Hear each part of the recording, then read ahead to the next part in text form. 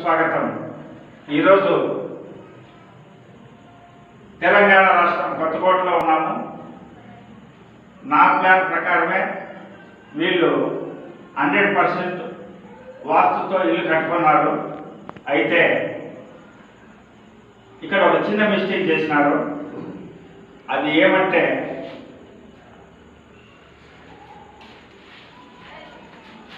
9 ఇంచీల వెడల్పు 15 ఇంచీల పొడవుతో పిల్లర్ వేసినారు. అయితే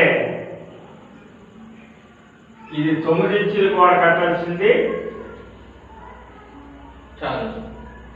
9 ఇంచీలు గోడ కట్టాల్సింది 4 ఇంచీలు గోడ ఎప్పుడైతే కట్టినారో ఈ బెడ్రూమ్కి ఈశాన్యము లోపిస్తుంది, తగ్గిపోయింది. ఇదే 9 ఇంచీల లెవెల్ కట్టింటే సరిపోయింది. లేదా ఈ పిల్లర్ అవతల వైపుకి వదిలి ఈ 4 ఇంచీలు కూడా దీని లెవెల్లో కట్టినా సరిపోయింది.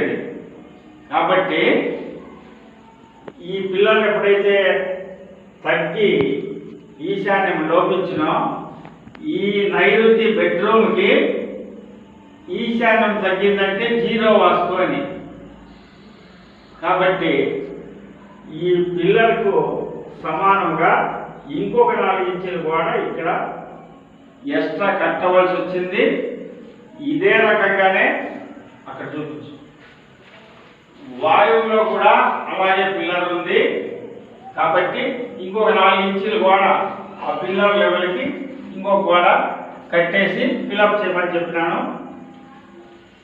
ఈ ఇంటి వారు